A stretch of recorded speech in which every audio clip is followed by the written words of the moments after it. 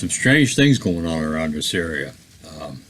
The Browns have won one game in 2 years, and yet now there's some people not only saying that they're going to win games and become more viable in the NFL, but now some are actually predicting that, hey, the Browns could be a wild card sleeper. It might be going a little bit too far, but it's kind of cool to listen to some of that. But let's look at this once and let's see, why are people thinking that? John Dorsey came in here and he has put his stamp on this team. He has laid it down, and the Browns are turning heads. And I'm not talking just about drafting Baker Mayfield. Obviously, that's going to get you some looks. But I'm not talking about that because it was going into the draft. His offseason and everything. Let's look at the Browns. Can they actually maybe be a playoff contender? Well, you'd like to think so, but defensively, Williams came in last year, and for the first time since I don't remember when, we were actually able to start stopping the run. Teams weren't running all over us.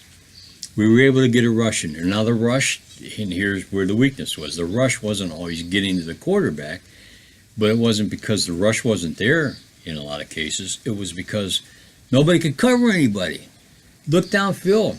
Receiver's wide open. The quarterback drops back. The blitz is in his face. Peppers a number of times was in. The blitz is in his face. Boom. There's guys running wide open. They throw it. You're watching on TV or whatever at the game, and you're seeing a guy catch a pass with nobody around him. And you're like, that was a quick rush. Are you kidding me? You can't hold off your guy for a second or two? Okay. So they went out and they made a lot of changes in the defensive backfield. Now, I don't know a lot of these guys, but I'm starting, you hear good things about them and all.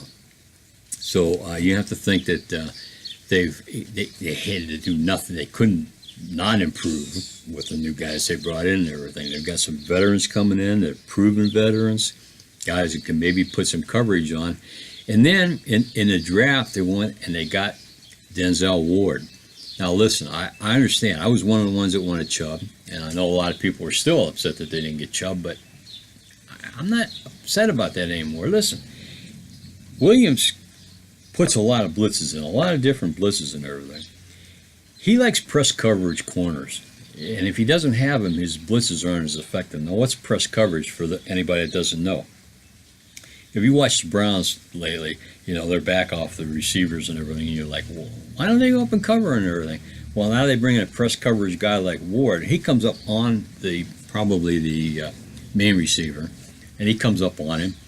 When the ball snapped, the receiver comes out, Ward might bump him, okay, slow him down, throw off his path and everything, make him go in a different direction. Just slow it down a little bit, slow off the timing from the quarterback, and if there's a good blitz coming in, the quarterback looks over that way, and there's Ward sticking with his guy. So Ward makes the bump, and then he stays with the receiver. He might have his hand on him, and all as he stays with him, he's not wide open, running loose. You can put a hand out there. You can't slow him down, you can't grab him, but you can put your hand on the guy, and he's staying with him. So now the quarterback, if he wants to go to his main receiver, Antonio Brown, whatever, you can throw it over that way, maybe get a completion, but there's a really good chance it's going to be knocked down or intercepted. And that's what the press coverage that Williams needs, and that's why they went out and they got Ward. And when you think about it down the line and everything, I like the move, especially with that Chad Thomas they brought in too, who looks like he could be a defensive end that can set the corner. And again, when you watch the Browns and their defense in the past, guys were able to sweep right around the outside and nobody was standing out there. That defensive end was standing inside saying, whoops. Well, now you got a defensive end that can set the corner out there. Even Garrett got caught a number of times that way. And it turns everything back in and makes it tougher for them to get outside. And now you've got more guys on the inside to make the tackle. And so I like the addition of Chad Thomas. He could be turned into a Chubb somewhere along the line as well. Would have been nice to get Chubb, but right now you need players. You need the right players and everything for the team. And I think they picked that up with Ward and with all these defensive backs. So look for the defense to be a lot better this year overall, not just stopping the run, but overall stopping the pass as well. So then you switch over to the offense. Oh my gosh, when they brought Landry in, I was like, are you kidding me? Got 400 catches in 4 years, and everybody's, oh, they got like 7 or 8 yards per catch. The guy, about half of those were for first downs. Come on, you Brown fan. You watched over and over and over again. Third down, 6 yards. Quarterback drops back, finds a receiver, throws over it. Guy catches it, turns, gets hit. Picked up 4 yards, didn't get a first down. It's not the quarterback's fault. The receiver's supposed to know where he's going down there to get a first down. The receiver it's up to him to go down there. The quarterback can't look down there and decide, oh, he's open. And you look over, no, he's not past first down. That's not the way it works. The receiver needs to do that. And they weren't doing that. And now you got a guy coming in here that I don't care if he catches underneath and everything, if he catches 7 or 8 yards a catch and everything, and if he gets first downs for us and all, we keep the ball moving. We keep the chains on our side. We keep our defense resting and everything. And then you start adding in Hyde and Chubb. I mean, Chubb, man, I love that pickup. You start putting those guys in there, pounding the line over and over and over again, and then hit the third down to Landry or something like that there. Now all of a sudden you've got a viable offense that holds on to the ball.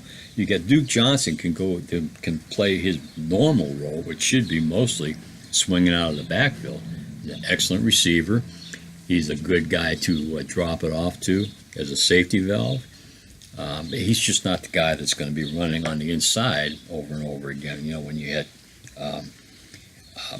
the Crow and Johnson, that wasn't as good going in and inside and everything, alternating. But now you've got two guys that can actually alternate and knock some people around. Then you've got Njoku, who was coming on, was looking good last year. If Gordon plays the way Gordon can play, my gosh, you've got breakout players all over the place on offense. And then Tyrod Taylor, this guy, I'd love to see him coming. What did the Browns have, like 26, 28 interceptions last year overall and everything, or more? Take away 20 of those. Take away 20 of those. How many more games? I mean, how many more games? They didn't win any games. How many games did the Browns win if they take away 20 interceptions last year? Think about that, okay? So Tyrod's not going to throw the interception. He's going to get you first downs on the ground when he's running. He's going to throw passes out there with a higher completion record and also percentage. So he's going to do that and everything, okay? Yeah, I know we're all probably anxious. So what's Baker Mayfield going to do? But, put me in the corner of the one that hopes that he doesn't start and hope that he's sitting there learning from Tyrod Taylor. Because you know what? The longer he's learning from Tyrod Taylor, the more we're probably winning.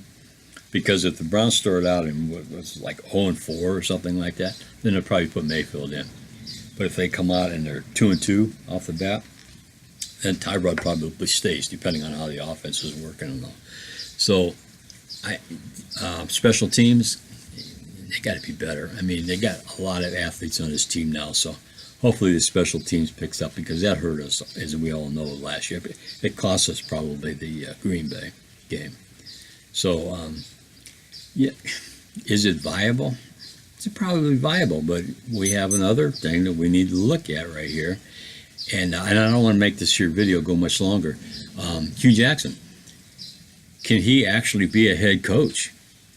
Okay, can he get his head into the offense, the defense, and the special teams, and go in there and maybe interject a little bit here and there on what he'd like to see and everything, but know what's going on in all those aspects, and not stand over talking to the quarterback while the defense is on the field, and then telling the media whenever they ask him something about defense, well, I don't know anything about what's going on in defense. You have to ask Greg Williams. And you're the head coach. So now he needs to be involved in all aspects, but not too heavily involved. Turn it over to those guys that he put in charge.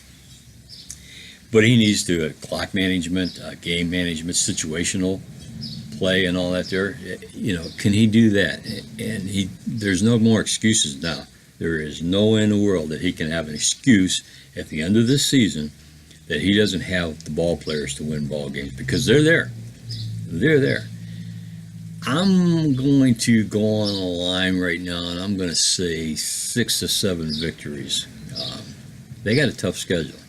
I'm going to say 6 to 7 victories because I think, first of all, at the beginning of the season, they need to learn, it's particularly the guys that have been with this team for a while, they need to learn that they can actually win games. So the mindset needs to change. It needs to change. I think there's going to be pressure at the beginning to win immediately. So hopefully that pressure, maybe that pressure holds them back. But if they break through right away, if they could beat Pittsburgh, that could immediately change the mindset. And then if that happens, and if Tyros continues to play and all that there, yeah, I see 6 or 7 victories, possibly more. I'm going to hold it right now at 6 or 7. Hey, put your thoughts down below as far as how many victories you think the Browns might have. And also, I'd like to thank you a lot for not only watching the video, but for the likes and the comments and the sharing, because all of a sudden, YouTube, you know, like I said before, they're not into these small channels anymore or anything, even though some people are liking them. And when you do that, when I get the likes and when I get the comments and I get the shares and everything, then they start saying, "Oh, well, okay, people are liking this video," and they'll put it up there, and more people will see it. It's not going to be monetized. I'm not worried about that.